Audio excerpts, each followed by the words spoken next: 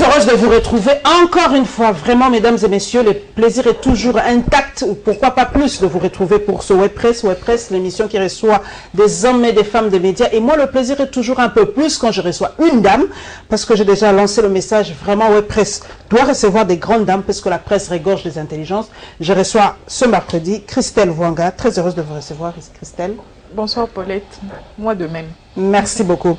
Christelle Vwanga, journaliste indépendante, avec elle nous allons parler aujourd'hui, c'est spécial Étienne Tshisekedi, mais je suis avec trois autres confrères. Je suis avec Mike Lusamba du Maximum. Très heureuse de vous retrouver, Mike. Merci beaucoup, madame.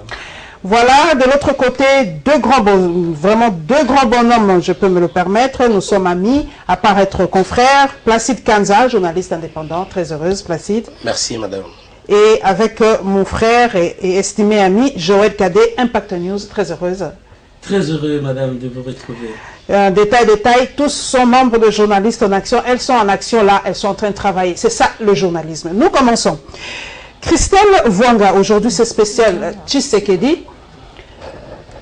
Tshisekedi est parti, on le sait, et nous réitérons encore nos condoléances. Mais aujourd'hui, c'est l'héritage. Nous allons parler un peu de l'héritage. Aujourd'hui, on parle de l'humumbisme. On ne sait même pas, si on pose la question à quelqu'un, c'est quoi le l'humumbisme? Beaucoup, en tout cas, ne savent même pas répondre. En tant que journaliste d'investigation, si on vous disait un peu de définir, c'est quoi le tshisekedisme aujourd'hui? Parce que je sais qu'après, il y aura des gens qui vont se réclamer d'Étienne Tshisekedi aujourd'hui. Merci beaucoup, madame, de m'avoir invité sur ce plateau. C'est un grand honneur de parler de quelqu'un comme Tshisekedi, qui a bercé mon enfance. C'est un mythe. Je voyais les gens ne pas dormir la nuit vers les années début 90 à cause de la conférence nationale souveraine. Cet homme, c'est un mythe, c'est une icône. Pour parler du tshisekédisme, il suffit d'interroger certaines personnes qui l'ont vanté, comme Omar Bongo. Omar Bongo d'ailleurs disait qu'en Afrique, quand on lui posait la question concernant les opposants gabonais, il disait en Afrique, il n'y a eu que deux opposants. Nelson Mandela et Etienne Tshisekedi. Il disait que les autres c'était des affairistes, ils faisaient leurs affaires dans la politique.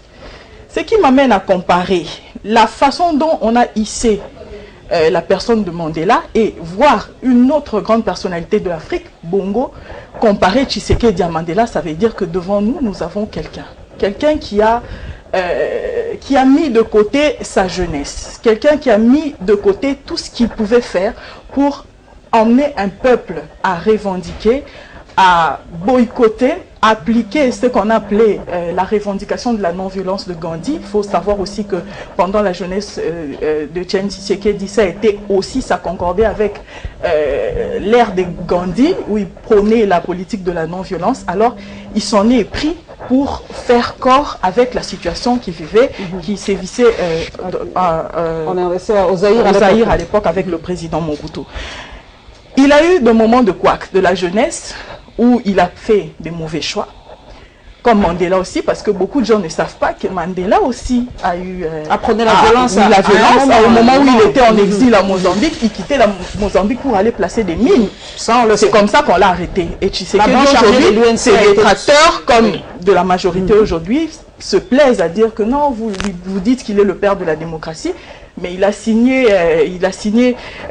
cet arrêté pour pendre à la place martyre aujourd'hui, cette place, la pendule de la Pentecôte. Mais vous dites qu'il est le père de la démocratie, mais comment il a pu faire des choses pareilles? Il était dans un régime et c'était un tout, il n'avait pas décidé. Mais sa capacité de se raviser au moment où il a senti que ici, nous étions dans un régime de prédateurs, on doit quitter, on doit faire autre chose, c'est ça sa grandeur. Alors le tshisekédisme, si vous me posez la question, je vais vous dire, ce type s'est focalisé sur 4 canaux. Il y a l'égalité, la liberté, la justice et l'unité. C'est par là qu'il définit les points forts de son mouvement. En tout cas, merci Christelle.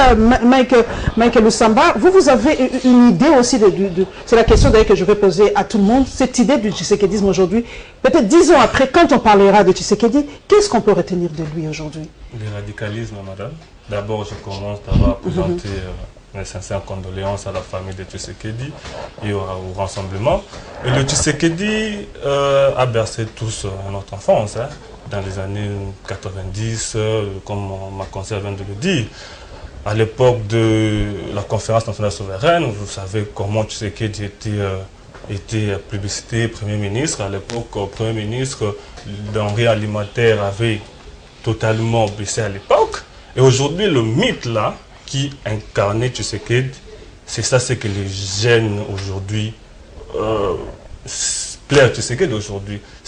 Il a transcendé de génération en génération. Tshisekedi a incarné l'avenir de tout un peuple. Mais aujourd'hui, le jeune constate qu'aujourd'hui, hormis Tshisekedi ne plus, la jeunesse ne savent plus à quel sens se vouer, parce que devant le charlatan que nous avons aujourd'hui des opposants qui disent le matin, ils disent le soir, et bien Tshisekedi était constant. C'était ça aussi Donc nous devons retenir de Tshisekedisme le radicalisme selon Mike et la constance. La constance. Donc lorsque vous dites ça, je ne veux pas, je ne veux pas.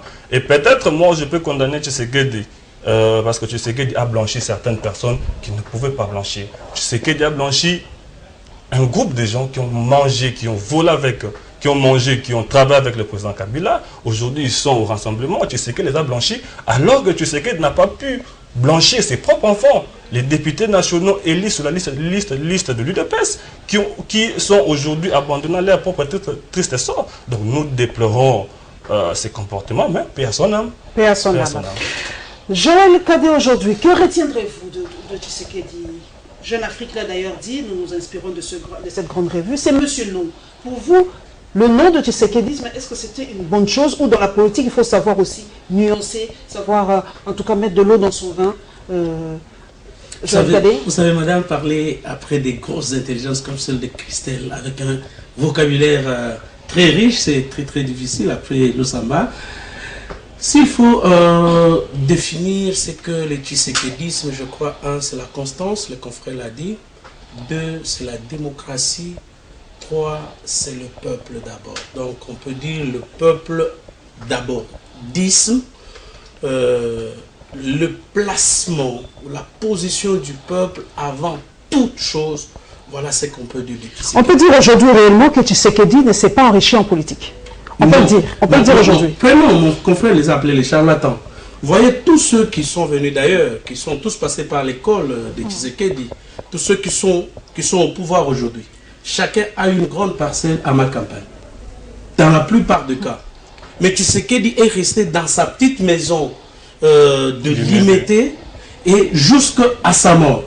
N'avait-il pas également les moyens? Moi je peux dire que Tshisekedi meurt pauvre. Je peux dire ceux qui pourront venir par la suite, pour être certainement ses héritiers seront des jouisseurs, mais vous allez constater que Tshisekedi, contrairement à tous les autres opposants qui, lorsqu'ils ont été approchés par Joseph Kabila, ils ont une grande maison à Gombe, et d'ailleurs lorsque vous cherchez les moyens d'acquisition de ces maisons-là, ils ont une maison à Ngaliema, ils ont en tout cas de grandes bâtisses, mais vous allez constater que dans l'héritage, autant que Mobutu, dans l'héritage, comme on disait que Mobutu avait de l'argent, avait tout ceci, mais vous allez constater que même la famille Mobutu, ce sont des gens qui sont morts en effet pauvres parce qu'ils avaient un idéal. Voilà un peu ce que l'on peut retenir de Tshisekedi. Hier, nous étions en train de parler avec Madame Guidul Boalia qui l'a accompagné lors de sa relégation à Kabea Kamanga dernièrement. C'est un peu Guidul qui m'a permis de me faire l'idée de ce qu'était Tshisekedi. On l'a pris d'ici jusqu'à Kabea Kamanga. Il a dit, moi sur la route, on lui a tout proposé, il a dit non.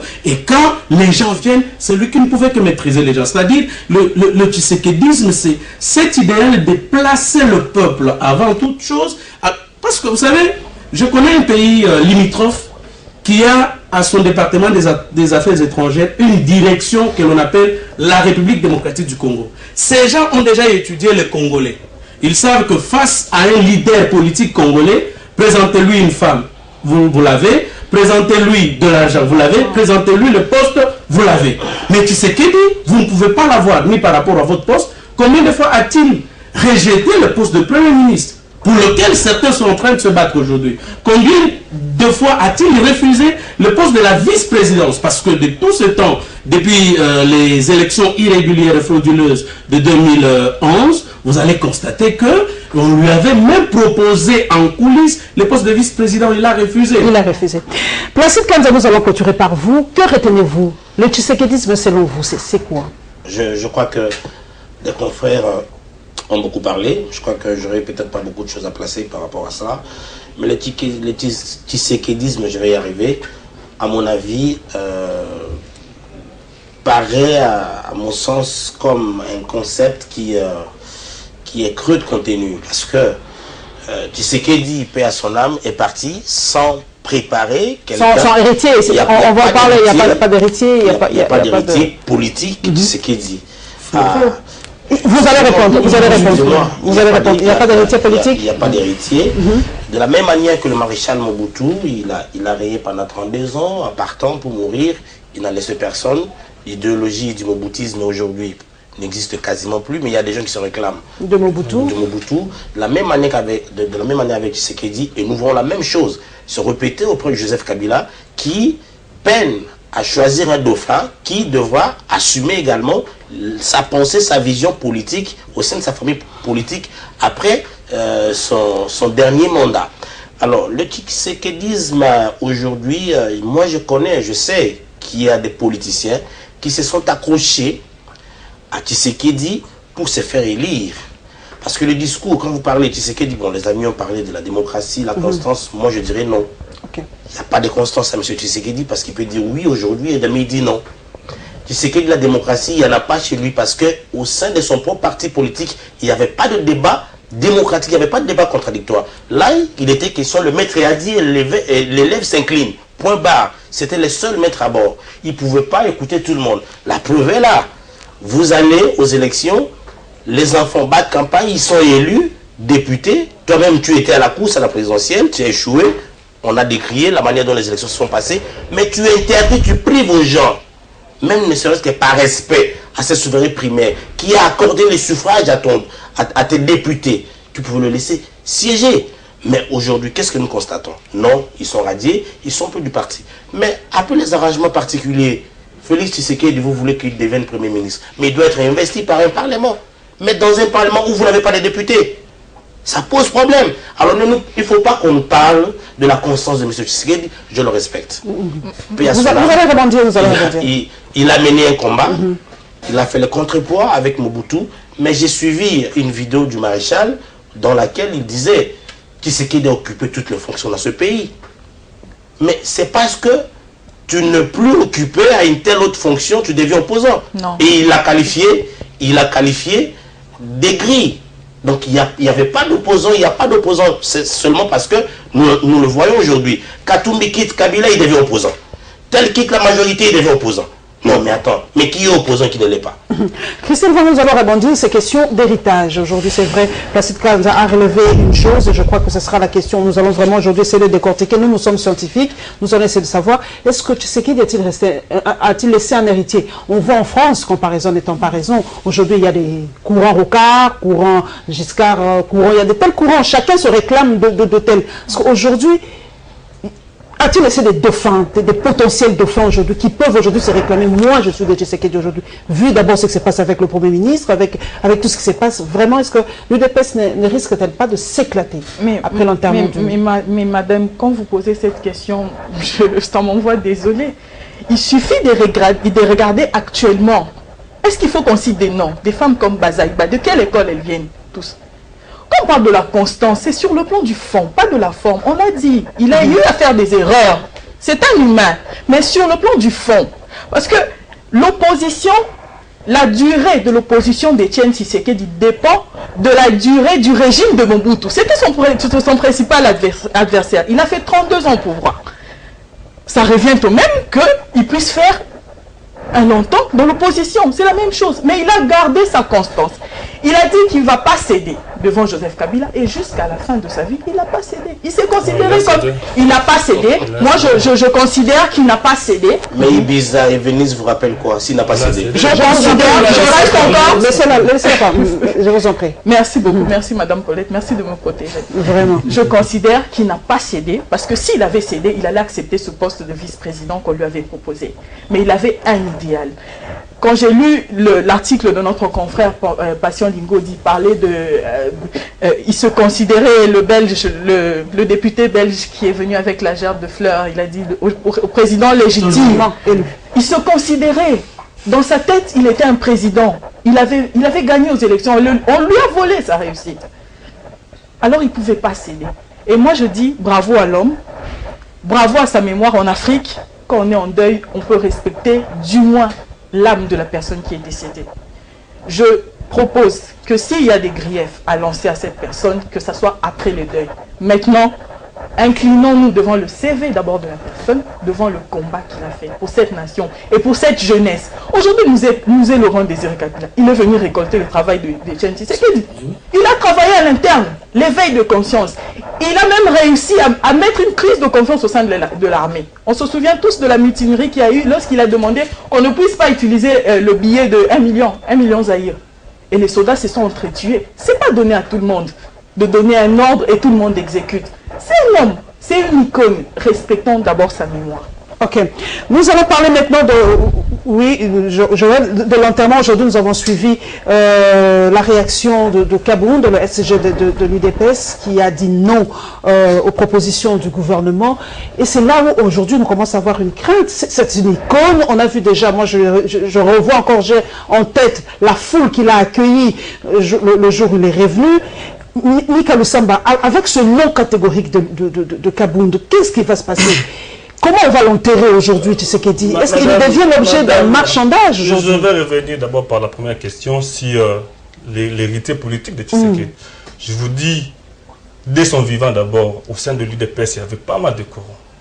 Il y avait Félix qui avait... Partout, il y en a. Madame Paulette, partout. C'est le parti qui a réussi à survivre sans l'argent, sans des postes. Sans être au pouvoir. Il y avait Mbaké, il y avait celui qui a créé le parti, comment il s'appelle encore, Bruno Mavungu. Et au sein de l'UDPS, il y avait pas mal de courants déjà, depuis qu'il était encore vivant.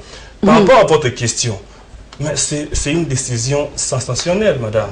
Parce que le gouvernement congolais prend une décision. Tshisekedi fit Premier ministre dans ce pays. Tshisekedi a occupé pas mal de fonctions dans ce pays. Mais à quoi il est normal qu'un gouvernement responsable de prendre en charge les obsèques d'un monsieur comme Tshisekedi. Moi, je crois que s'ils ont des revendications, nous sommes encore à la 5 ans, il y a encore l'arrangement particulier.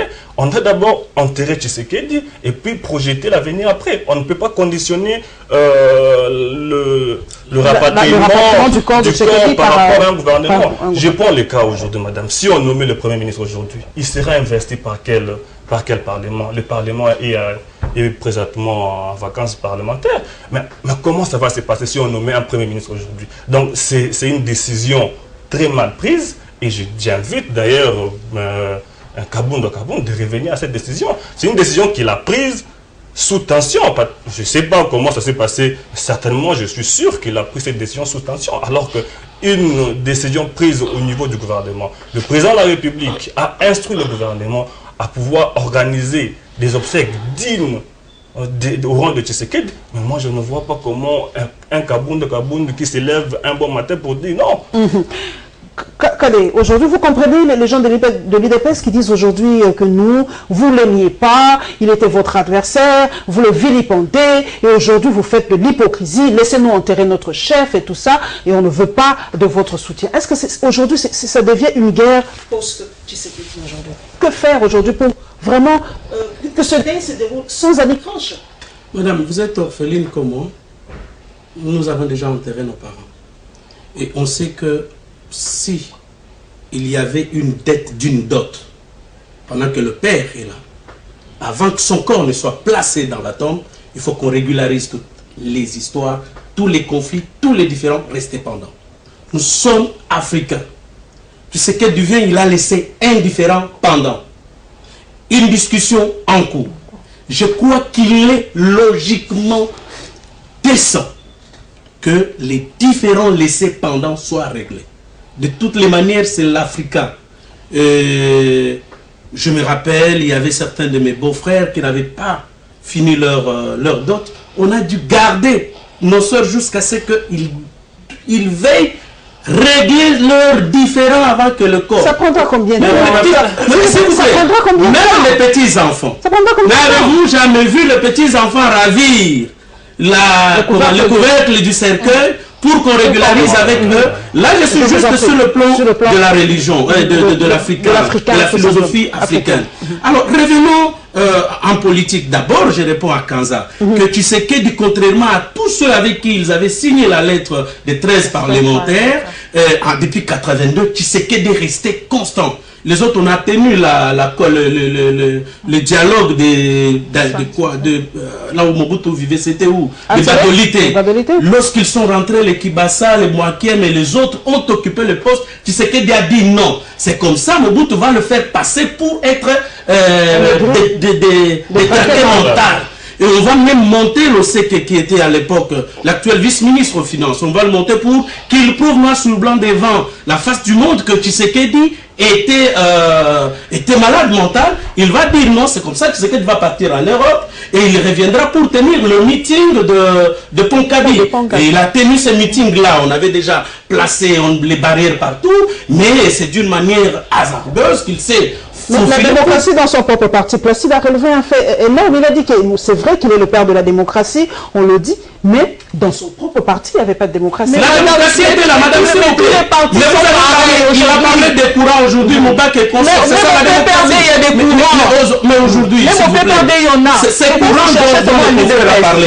Mais il a parlé des courants, c'est ce que veut dire la démocratie. Il y a débat au sein de l'UDPS. Mais le problème, lorsque quelqu'un incarne un idéal, c'est ce que Moubake disait, même Tshisekedi sur une chaise roulante, nous allons battre campagne pour lui. Pourquoi? Parce qu'il incarnait un idéal. C'est différent de tous les autres qui ont trahi, qui ont eu de postes au niveau du pouvoir, tant celui de Mobutu, tout comme celui de Kabila. Aujourd'hui, Lambert Mende, c'est un Tshisekedi noir-blanc, qui pouvait avoir la liberté d'expression comme Mende aujourd'hui, sans Tshisekedi, s'il y a des héritiers, parce que vous parlez des héritiers de Tshisekedi, Mende héritier de Tshisekedi, Moubake héritier de Tshisekedi, Bazaïba héritier. En tout cas, là, 90%, en effet, 70% de ceux qui sont au pouvoir aujourd'hui, c'est Tshisekedi. D'ailleurs, lorsqu'il y avait les élections des gouverneurs en 1996-97, c'était les élections organisées dans les stades par Mosé Laurent Désiré Kabila qui entrait avec les drapeaux de l'UDPS. Tous ceux qui avaient battu, qui avaient gagné ces élections-là, c'était les gens de l'UDPS. Donc ça veut dire que même la victoire de Kabila, c'est le tshisekédisme.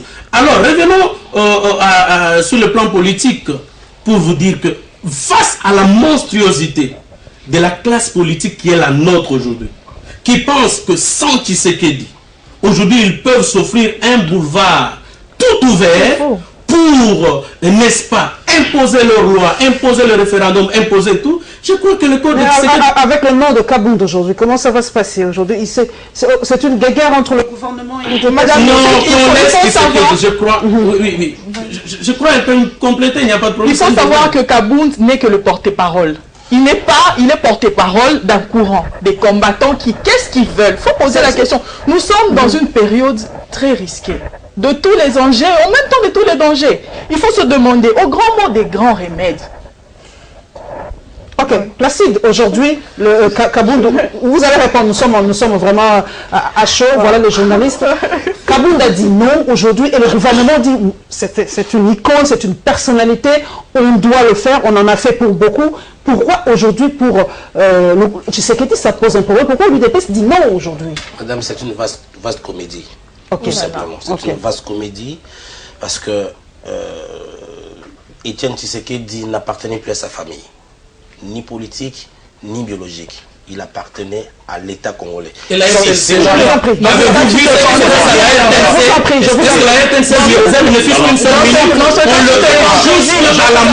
vous en prie. Excusez-moi. Tu as dit qu'il n'avait pas d'héritier, en même temps qu'il n'appartient plus à sa famille. Mais je ne peux pas politiser les deux. Le gouvernement, c'est pour politiser une opération politicienne uniquement. S'il vous plaît, Placide, s'il vous plaît, Placide, vous pouvez continuer. Je ne me contredis pas. Ok. Si je dis M. Tshisekedi ne s'appartenait plus, moins encore à sa famille, il était Premier ministre dans ce pays. Il est payé il touchait ses honoraires comme ancien Premier ministre chaque fin du mois. Ça veut dire c'est un homme d'État. Au-delà de tout ce qu'on peut dire, on peut lui reprocher des choses, ça c'est vrai. Mais ce n'est pas à Kabound de décider où on peut enterrer Tshisekedi, où on ne peut pas l'enterrer. Ce n'est pas à Kabound de décider. Voilà pourquoi je vous ai dit tout à l'heure, il n'y a pas d'héritage par rapport à l'idéologie de Tshisekedi. Les gens veulent, parce qu'ils savent que la mort de Tshisekedi, ils seront incapables d'obtenir ce qu'eux pouvaient obtenir pendant que Tshisekedi était vivant. Okay. Et maintenant, ils veulent, avec sa mort, monter le dernier combat. Voilà, le dernier combat. Pour que le corps traîne en Belgique. Et on dit, bon écoutez, c'est Félix qui doit être Premier ministre, Faïlou va au CNSA, et puis les arrangements particuliers, c'est fini, c'est bon, et puis le corps arrive, on l'enterre. Ce n'est pas le cas. On ne va pas arrêter toute la République parce qu'il y a des problèmes. Non, la République doit fonctionner. Si on a aimé Tshisekedi, pour ceux-là qui l'ont soutenu, qui l'ont défendu, bec et ongle, et qui se reconnaissent par rapport au combat qu'il a mené, il faut un minimum de dignité et un honneur digne de son rang pour ses obsèques. Et cela est normal, tout à fait logique que le gouvernement prenne en charge. Pourquoi l'UDPS à son temps n'avait pas refusé, lorsque le gouvernement a fêté un avion médicalisé pour le ramener en Belgique? S'il vous plaît. Je vous en prie, vous allez répondre. Oui, mais s'il vous plaît. S'il vous plaît. Non, s'il vous plaît. Non, c'est faux. Le premier évacuation de M. Tshisekedi vers la Belgique, l'avion médicalisé qu'il a mené, c'était le gouvernement qui l'a pris en charge. Okay. Notre confrère Mike Moukebaï a subi la rigueur de la loi par rapport à ces publications parce qu'il avait révélé ça dans un de ses articles. On a demandé, et c'est même parmi des raisons, que Moleka a quitté le parti. Moleka s'y était opposé. Non. Moleka s'y était opposé. Non. Je pense que ça ne sert à rien de déballer des choses comme ça. Nous sommes en deuil. Je recommence encore. S'il vous plaît. Ici, on est journaliste. On n'est pas des militants de partis politiques. Nous sommes des journalistes. C'est faux. C'est pas la maison, s'il vous plaît. Non. Mais vous entendez pas, s'il vous plaît. S'il vous plaît. On ne vous entendra pas à la maison si on continue comme ça. S'il vous plaît, placez, vous avez la parole. Chacun son tour, vous allez répondre. Je n'ai pas insulté la mémoire de M. Tshisekedi. Ok. Sinon, on ne parlerait pas de lui ici. Il est mort, c'est vrai. Mais c'est un humain. Il a ses points positifs, il a ses points négatifs. Pourquoi pas en parler? C'est normal. Ici, on est journaliste. Les deux, c'est à la maison. Les téléspectateurs qui nous regardent maintenant là doivent savoir c'était quoi le parcours de ces messieurs.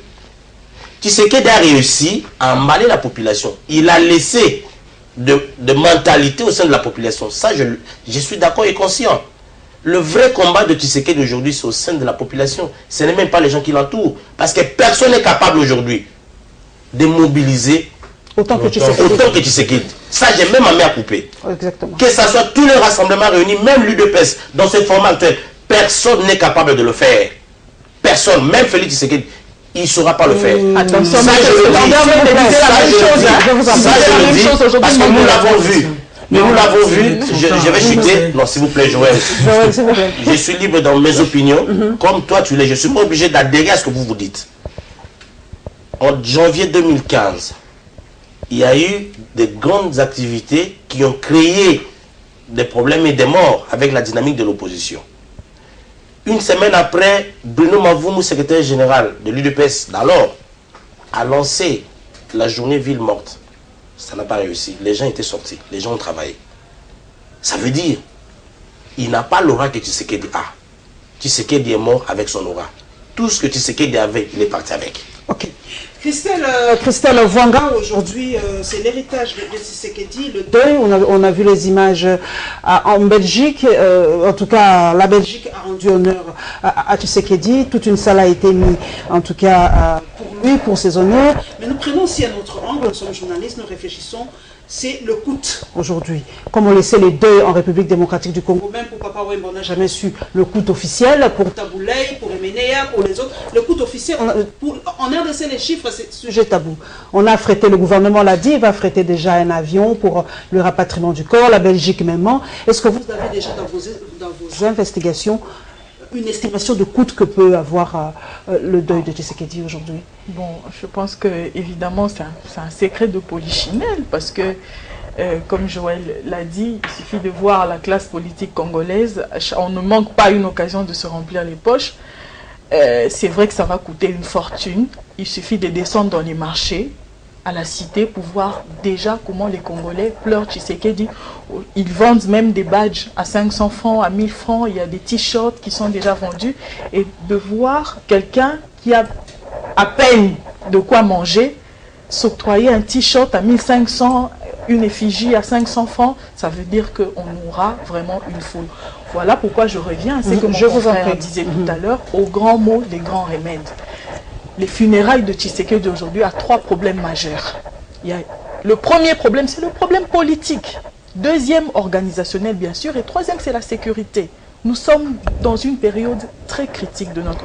Alors, le chef de l'État doit, comme d'habitude, il doit beaucoup observer pour prendre une très bonne décision. On ne demande pas au chef de l'État d'inventer un processus. On lui demande simplement d'achever un processus qui était en cours. Tshisekedi allait rentrer se faire soigner. Il attendait à chaque fois jusqu'à ce que son corps ne tenait plus, alors il est parti. On lui demande en tant que père, s'il nomme Félix Tshisekedi, vous, qu'est-ce que vous allez chercher majorité parlementaire? Aujourd'hui, si on doit réfléchir, sur base de quoi Joseph Kabila est président de la République? De quelle constitution? Au grand mot, des grands remèdes, cherchant, c'est la même constitution. L'interprétation, je parle de la constitution, vous parlez de l'interprétation, c'est pas la même chose. Je parle de la constitution, tu parles de l'interprétation, c'est pas la même chose. Je vous en prie, c'est pas la même chose. Il y a la question qui est claire. Le Sénat, la même chose avec le Sénat, voilà. Et sur base de quelle majorité Sami Badibanga aujourd'hui est Premier ministre? De quelle majorité parlementaire? Il a la majorité. Ah bon? Quelle majorité parlementaire? Mais c'est la majorité qui investit. Il est le s'il vous plaît, chers confrères, s'il vous plaît. Ok. Donc aujourd'hui, pour vous, Kadé, on doit achever le processus. Vous allez parler. On doit achever le processus que Tshisekedi avait commencé. On doit impérativement, comme le demandent les combattants, nommer un gouvernement pour terminer. Mais Tshisekedi risque d'être enterré en Belgique. Je vous en prie. On va faire ça quoi? L'a demandé. Ici, nous avons 3 problèmes. Nous avons 3 problèmes qui ont été soulevés par ma consoeur, l'intelligence de mon pays. Nous avons un problème sécuritaire. Nous avons un problème politique et nous avons un problème organisationnel. Sur juste plan de la sécurité, savez-vous que les corps de Tshisekedi peuvent venir ici et tout barder à tout moment? Vous savez, à un moment donné, j'ai dit à mes amis, dont certains avec qui j'ai étudié, qui sont dans la majorité présidentielle, qui ont organisé des fêtes ou qui festoient et qui se partagent la chambre. J'ai dit, écoutez, Tshisekedi constituait d'autre part le rempart du pouvoir de Kabila. Il constituait d'autre part le protecteur du pouvoir de Kabila. Donc à un moment donné, les gens attendaient ces mots d'ordre.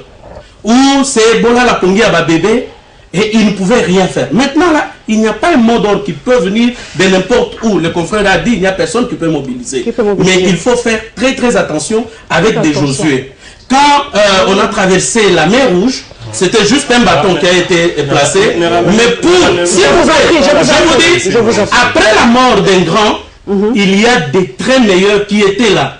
Mais dont Tshisekedi constitué de l'ombrage. Il était dans l'ombre. Et maintenant, ceux qui pourront sortir, ça pourra faire mouche. C'est ainsi que, si le chef de l'État aime son pays, le Congo, s'il aime la RDC, s'il aime la RDC, il veut la paix, il veut vraiment le bonheur du peuple, particulièrement quinois. La nomination de Félix Tshisekedi à l'heure qu'il est, va apaiser les esprits. Que les amis ne voient pas les petits intérêts que l'on peut tirer par-ci, par-là. Non, c'est un problème de l'intérêt général de tout le monde.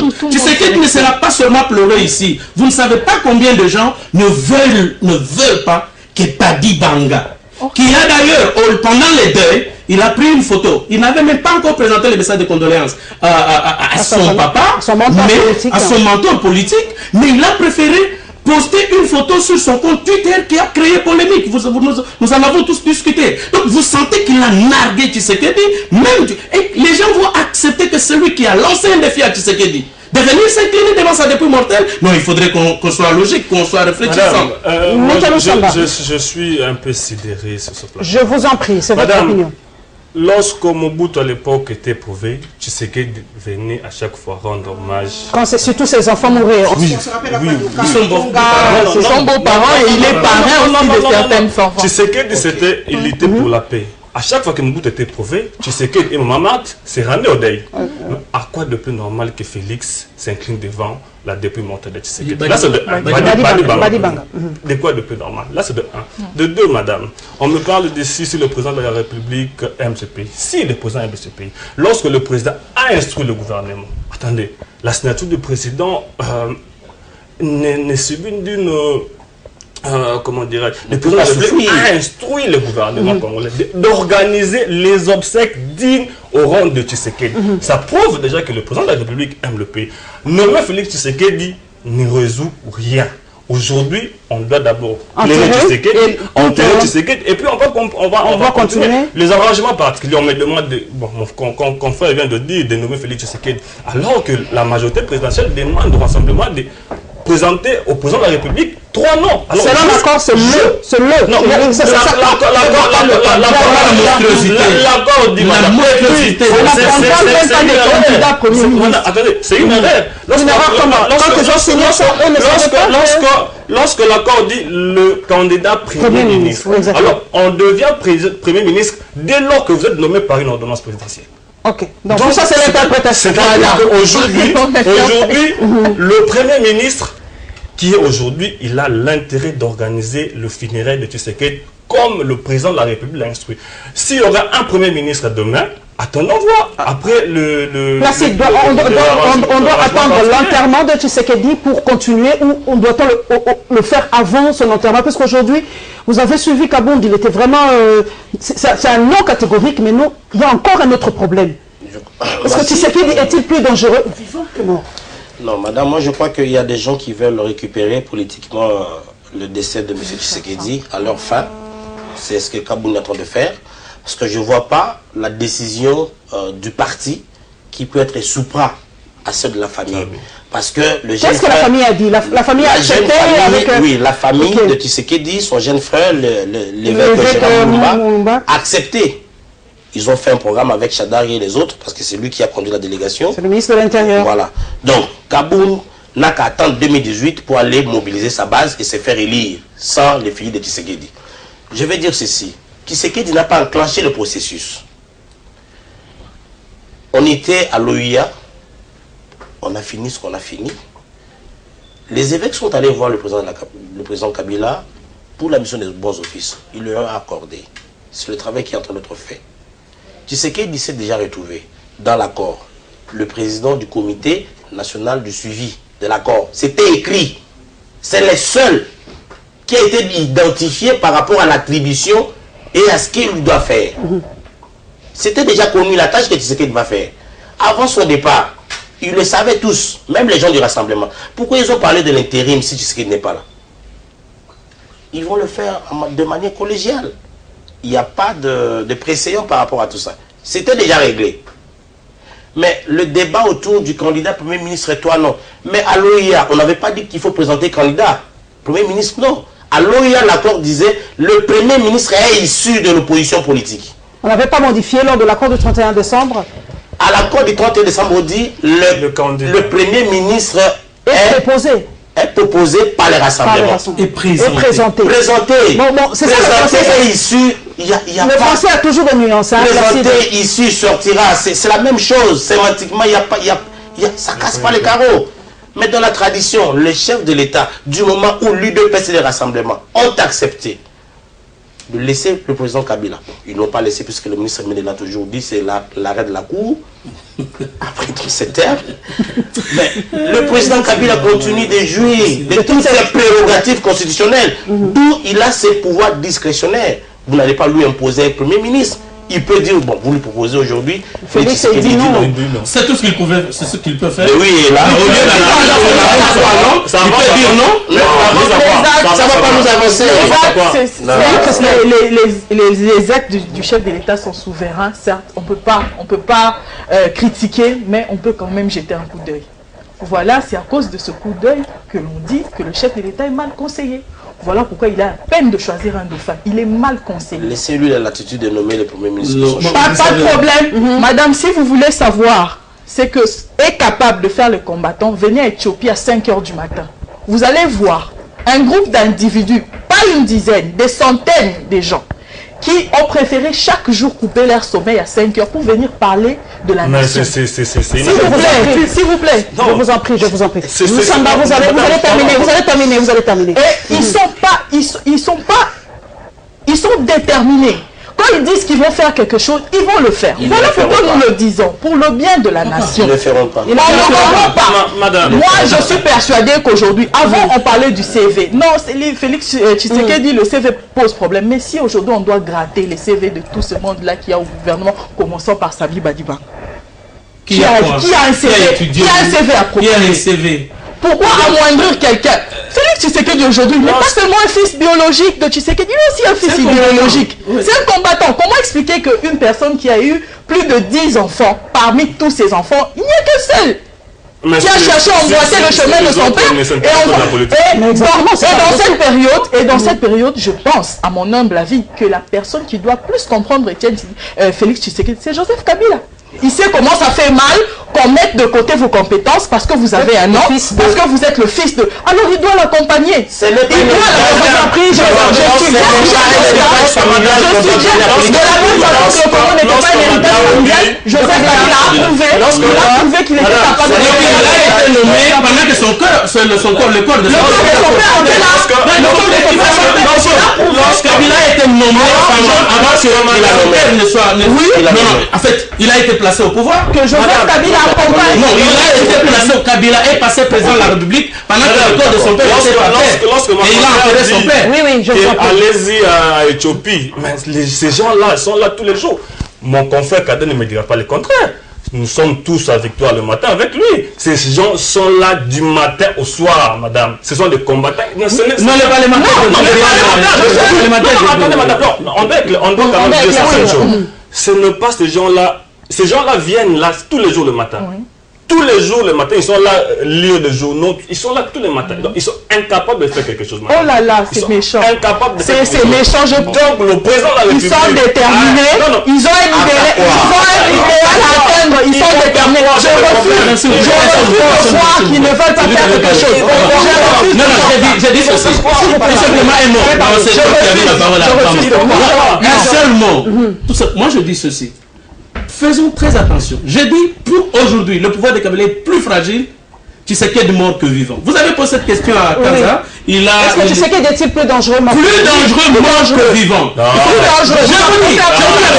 Pour l'instant, il n'y a personne qui va attendre le mot d'ordre. Et ces gens, vous savez, l'attention. Aujourd'hui, mon confrère a dit que la République ne s'est pas arrêtée. Mais je vous dis que la République est arrêtée depuis que ces gens nous ont tourné, ils ont changé. Le programme quinquennal qui était de 5 chantiers de la République, converti en révolution de la modernité, converti en émergence, la République est arrêtée vers le dialogue. C'est le dialogue aujourd'hui qui est devenu le programme d'action du gouvernement Kabila. Parce qu'on ne regarde plus les routes. Hier, nous n'avons pas pu tous marcher. Donc vous comprenez que même les Kambeketi de Bunga, Lubumbashi aujourd'hui, Bunga beaucoup $35.